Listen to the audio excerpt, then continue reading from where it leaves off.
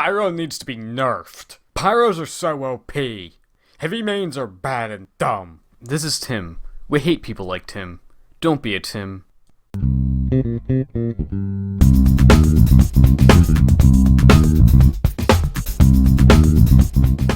Hey everyone, and in case you didn't catch the name of the title, today we're going to be talking about how the heavy counters pyro. Now, as you've heard and if you watch my videos, I strongly believe that heavy is a really good counter to pyro. This video is going to be talking about the more fine aspects of this, so I'm just going to assume you understand that pyro is a close counters class, and that he has less health than the heavy. So without further ado, let's discuss. Let's start off with primary weapon damage. Because we're dealing with flamethrowers, we're only going to be talking about close range in this segment, but don't worry, we'll get to others later. Now, because we want to measure damage per second, we're going to have to do some math. The flamethrower produces roughly 23 particles of flame for 1 second. Then at close range, each particle does 6.8 units of damage. So it equates to 156 units of fire damage per second, roughly. And as we know, the minigun does 500 to 540 damage per second up close. But what about afterburn? Well, good question, smart viewer. This is pretty simple. Afterburn does 3 damage per tick and 2 ticks a second, while the whole afterburn, without healing or water, is 10 seconds, which is basically just 60 damage tacked on after the end of the fight. But even with this, the pyro would only do 216 damage at close range. This is assuming that both players were bumping skulls with weapons ready. Some people say that pyro is more than just walking straight at other players like the pros, and he has his combos and he relies on. So you can't just judge primaries, and do you? Good on you. But now things will get a little more variable. So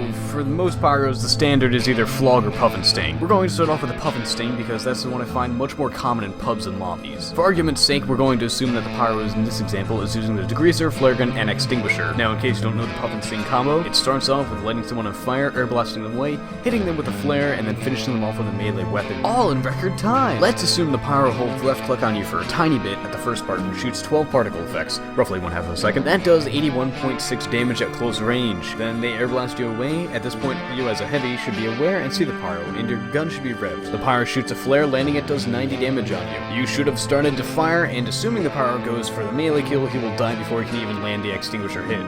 Remember kids, the closer you get to a minigun, the more damage it does. So let's go back to the time a little bit, and say the pyro takes some cover instead of going for the melee kill. And in cover, he fires another flare. The moment you see him go into cover, you should unrev your gun and start to make your way forward. Hopefully while your gun's unrevved, you can dodge the flare. Let's say you do. On the flip hand, if you do get hit by the flare, the best thing you could do would be kill the pyro and get a health back, because the afterburn will get you. Or the pyro might hit another flare on your way back. Now back to the example, the pyro now has to reload as you jump midair revving your gun. Then you finish him off and go find some water or med pack, etc. There are many variables in this example, like how well your aim is, how well the pyro's aiming, common sense, and so on and so forth. But in this example, I gave most of the benefit of the doubt to the pyro, and you should still be able to kill him before you die, in pretty much in any situation. As promised, onto the floggy flog. Now, standard procedure is just to kill the pyro as he walks up to you. If you see one that's performing the taunt, unrev your gun and make your way back a slight bit. Now rev your gun before his taunt ends. Immediately start firing, and as he gets closer, you do more damage. He might hit you for a tiny second, but it's nothing really to worry about. Never run away from a flog. If he catches you without you being revved, you're dead before you can scream, "The flog is OP!" This kind of applies to all flamethrowers, but with other flamethrowers, you have some safe time. You don't really need to worry about being W plus M1 as much. With a crit flog, you need to be alert. That's all I have coming to my mind for me right now, but if there's something I missed / did wrong, tell me in the comments below. As always, have a swell day, and peace out.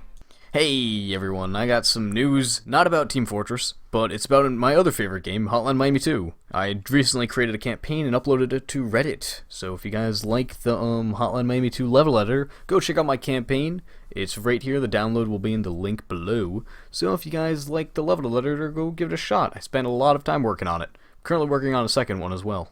So, that's all I got for you. Peace out!